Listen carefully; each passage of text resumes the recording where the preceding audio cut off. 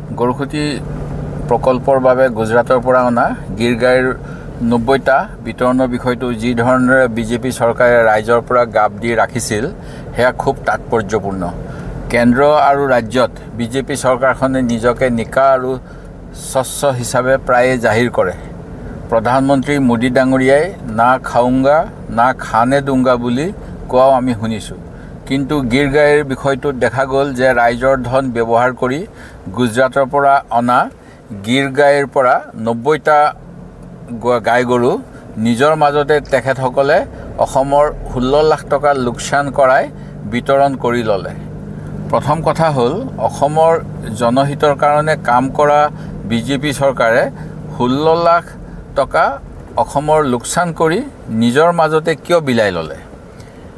ঋণৰ বোজাত জৰ্জৰিত এখন ৰাজ্যৰ বাবে এয়া সমীচীন আছিলনে? দ্বিতীয় কথা, তেখেতসকলে কৈছে গোহালিবোৰ নিৰ্মীয়মান অৱস্থাত থকা কাৰণেহে বোলে গৰুবোৰ বিলাব লগা হ'ল। ঠিক আছে, মানি লৈছোঁ যে গৰুবোৰৰ কষ্ট নহ'বৰ বাবে তেখেতসকলে সেয়া কৰিলে। কিন্তু যিসকল জনপ্ৰতিনিধি, মন্ত্ৰীৰ কোম্পানী আৰু বিভিন্ন মন্ত্ৰী বিষয়াৰ ঘনিষ্ঠসকলক এই গাইসমূহ কিয় দিয়া হ'ল?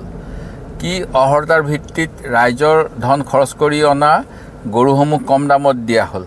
60 লাখ টকাৰ গিৰ গাইকেইটা বিক্ৰী কৰিবৰ বাবে কিয় মুকলি নিবিদাৰ ব্যৱস্থা কৰা নহ'ল? জনস্বাৰ্থত কাম কৰা চৰকাৰখনে বিভিন্ন বহুমুখী দুগ্ধ সমবায় কিয় এই গাইসমূহ লোৱাৰ বাবে ব্যৱস্থা নকৰিলে? এই সমগ্ৰ বিষয়খিনি কিয় স্বচ্ছতাৰ কথা কোৱা চৰকাৰখনৰ পৰা গাপ দি ৰখা হ'ল? মুখ্যমন্ত্ৰী মহোদয় ইয়াৰ জবাব দিয়ক।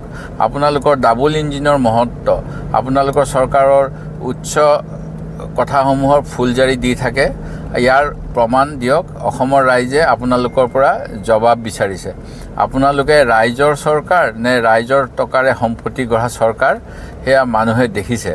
মুখ্যমন্ত্ৰী মহোদয়ে কেলেংকাৰীৰ প্ৰতি তেখেতৰ জিৰ' টলাৰেঞ্চৰ কথা কয়, কোনো ধৰণৰ দুৰ্নীতি সহ্য কৰা নহ'ব বুলি কয়।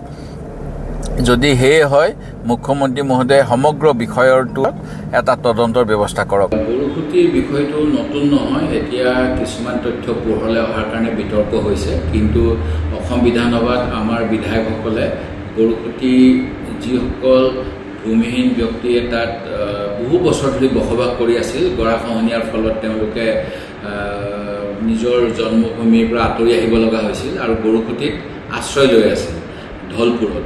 এই সকলো মানুহকে ৰাজনৈতিকভাৱে এটা বাতাবৰণ সৃষ্টি কৰিবলৈ বিজেপি দলে সেই সময়ত উচ্ছেদ কৰিছিল। তাত ডেড বডিৰ ওপৰত নৃত্য দিছিল, উদ্যাম নৃত্য কৰিছিল। আৰু এই গোটেইবিলাকৰ বিষয়টো লৈ যেতিয়া তাত এটা গৰুখুটি বহুমুখী কৃষি উন্নয়ন প্ৰকল্প কৰিম বুলি ক'লে, নিশ্চিতভাৱে আমিও তাৰ প্ৰতি সহায়ৰ হাত আগবঢ়ালোঁ। কিন্তু প্ৰথমৰ পৰাই দেখা পালোঁ তাত বিভিন্ন ধৰণৰ খেলিমেলি হৈ আছে। আৰু সেইকাৰণে অসম বিধানসভাত বিভিন্ন সময়ত গৰুখুটিৰ বিষয়টো লৈ আমাৰ কংগ্ৰেছ দলৰ বিধায়কসকলে বিভিন্ন প্ৰশ্ন সুধিছিল।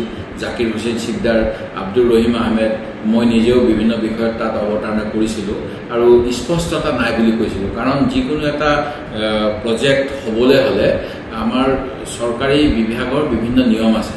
এতিয়া যদি এখন সমবায় বা এখন কৃষি পাম কৰিব লগা হয়, তেতিয়াহ'লে জিলা পৰিষদ, যিহেতু আমাৰ পঞ্চায়ত ব্যৱস্থা আছে দেশত, জিলা পৰিষদৰ যোগেদি তাৰ পৰিকল্পনা কৰিব লাগে। জিলা পৰিকল্পনাৰ পৰা ৰাজ্য চৰকাৰলৈ প্ৰস্তাৱ যাব লাগে আৰু ৰাজ্য চৰকাৰে অনুমোদন দিলে কামখিনি হয়। কিন্তু কিবা এটা কাৰণত অসমৰ মুখ্যমন্ত্ৰী ডক্টৰ হিমন্ত বিশ্ব শৰ্মা ডাঙৰীয়াই গৰুখুটি উচ্ছেদ হোৱাৰ পিছত তাত এটা প্ৰাচীন মন্দিৰ আছে বুলি প্ৰথম ঘোষণা কৰিলে। মন্দিৰটোৰ বিষয়ে কিন্তু অসমৰ দুখন প্ৰাচীন কিতাপ, তাত একো উল্লেখ নাছিলে। যি কি নহওক, সেইটো এটা বেলেগ বিষয়। তাত হেলিপেড দিয়া হ'ব বুলি ক'লে, তাৰ কাৰণে বোধকৰোঁ টকা পইচাও খৰচ কৰিলে, সেইটো এটা বেলেগ বিষয়। কিন্তু কোৱা হ'ল যে অসমৰ অৰ্থনৈতিকভাৱে আদৰ্শ হ'বলৈ, কৃষিৰ যোগেৰে যাতে স্বাৱলম্বী হ'ব পাৰি, তাৰ বাবে কৃষি সৈনিক নিয়োগ কৰা হ'ব আৰু বিভিন্ন ধৰণৰ উন্নয়ন প্ৰকল্প হ'ব আৰু কোটি কোটি টকা তাত ব্যয় কৰা হ'ব। এতিয়া শেহতীয়াকৈ 300জনী গিৰ গাই গৰুখুটিলৈ অনাৰ পিছত গৰুখুটিত এজনীও নাই বাবে চৰম বিতৰ্কৰ সৃষ্টি হৈছে। আৰু যিসমূহ গাই মুখ্যমন্ত্ৰী মহোদয়ে কৈছে যে সেইবিলাক বেমাৰী গাই হয়, বেমাৰীৰ কাৰণে তেওঁলোকে কাৰোবাক নিলামত দি দিলে বা মানে এটা ৰহস্যজনক স্থিতিত এই গাই কিছুমান হেৰালে। এতিয়া